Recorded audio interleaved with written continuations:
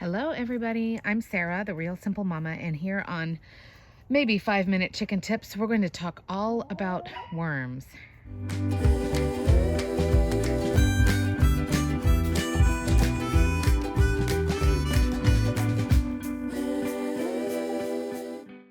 All right, so while this herd of dinosaurs hunts this poor little helpless hibiscus, let's talk about chickens and worms. And of course, my little disclaimer is going to be that I'm not a chicken vet. I never have been and I never will be one. And worming is something you should definitely do your own research on. I like doing these 5-minute videos because they're quick and they just give you things to think about and give you a starting point for you to go do your own research, but please don't consider me an expert of anything. So let's talk about worming. To worm, yes, it is now a verb.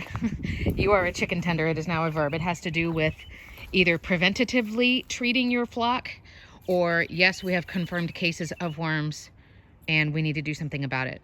Worms, of course, are a type of internal parasite. There are different kinds.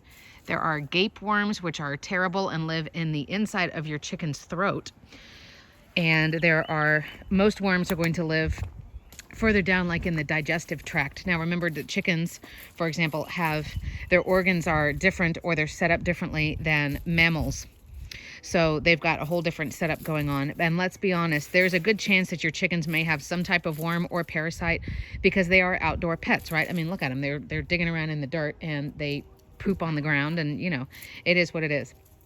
So as far as worming, let's talk about how you may know if your chickens have worms or not, when you need to worry, and then as far as medicating.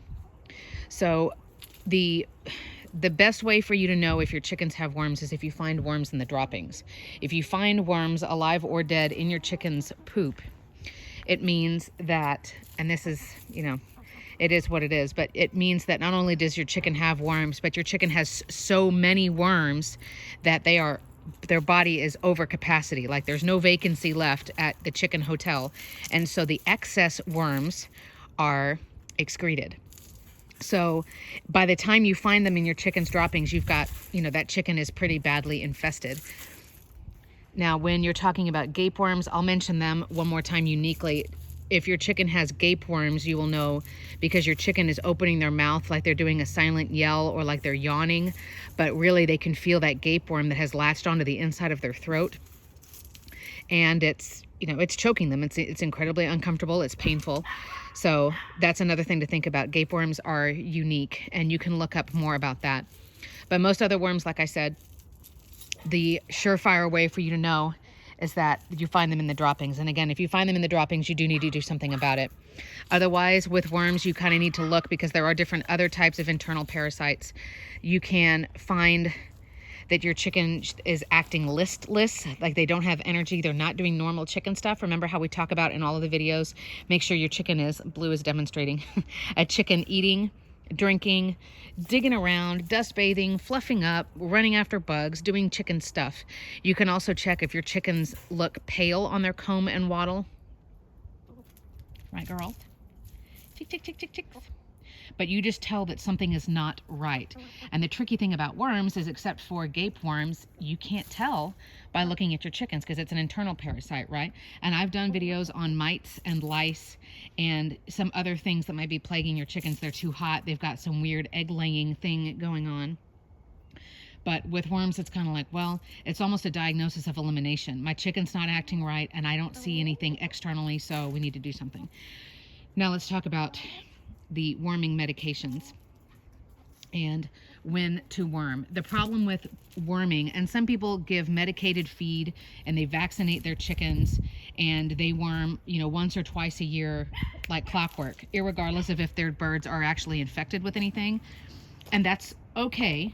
And of course, I totally, I'm not going to judge anybody. It depends on, how many chickens you have and if they're your livelihood and all kinds of stuff. The problem becomes sort of like what's been going on the last few years with antibiotics, is if you're constantly medicating these germs or these bacteria or these parasites and you use it too often, then the parasites become stronger and the antibiotic ends up not being effective. The same can be true of worming. So I say, if you do decide to do it preventatively, look, and a lot of this is specific to which medication you choose to use, but I would not do it more than twice a year. So it's about finding that balance. I have wormed chickens twice in my life. I did it once about 2 years ago, 2.5 years ago, when my chickens did have a confirmed case.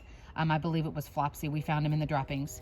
And when it comes to medicating for worms, or really for any type of parasite or bug or respiratory illness or anything with chickens, if you medicate one or treat one, you really need to do it on all of them. All right, now when it comes to chicken worming medication, this is what my research and everything has shown. And again, I don't do this for a livelihood. You know, here on my YouTube channel, that's the extent of my livelihood with my chickens. So I know a lot of you guys know a lot more than I do, so you're welcome to put in the comments what you do or what you've used. But the way it works is there are different types of medications. There are injectables, which of course you need a syringe. There are medications that you can put in their water. There are medications that you can give them orally. And then there is what's called pour on, like you're pouring, and it is a topical. And if you've ever had to put like flea medication on your dog or cat, it's the same concept. You get a dropper and you put it in between the shoulder blades of the bird. So I chose to use a pour on, and ivermectin is a worming medication, but here's one of the challenges. So worming, and I've talked about it before, it's such a personal decision, because not only do you have to decide, well, am I going to worm them every year just for the heck of it, or am I only going to worm when I think that I actually have a case of something? You know, you have to decide how often are you going to use the medication. And the other thing is, the challenge here is that there's not really a chicken worming medication. What you have to do is buy, and I'll show you mine here in a minute. What you have to do is you're essentially buying worming medication for cattle, for livestock, which of course you're thinking, oh geez, like we're measuring, that's for animals that are hundreds of pounds and all of this. So you usually end up buying a lot of it. I've only had to buy it once in my entire life, and I was able to get a very small amount. I'll show you in a second. And what I use is called Ivermax. But of course, all of the instructions for it have to do with cattle. And this is where you also have to be very careful. And again, I am removing myself from any kind of liability, because I'm just telling you where to find your research and everything like that. I am not the expert or the guru in chicken worms. So you have to go and look, but most regular egg-laying full-size chickens, we're not talking bantams, we're not talking silkies, we're not talking big old meat birds, you are going to use a dropper, and you're going to use, you need to look, but between 5 and 10 drops per bird. And we just grabbed everybody at night. I'm going to do a medical check video in the next week or so, and I'll show you what I do. But you go and grab them. This is the easiest thing to do. Go and grab them at night when they're lazy and not really paying attention to anything. Grab them and put the medication on them. You need to get it on all of your birds. I had 5 at the time. And then you have to do it again a few weeks later. Ivermax, the medication that I use, let me go ahead and show you the bottle. The medication that I use, and I know the neighbor's dogs are making noise. I apologize. I'm trying to fix that situation too. They give you the syringe, and then they give you the bottle. This medication, again, is called Ivermax, and this is how it comes. And this one does have a period where you cannot eat the girls' eggs. You cannot eat the chicken eggs. And for this one, I believe it's 10 days after the final dose.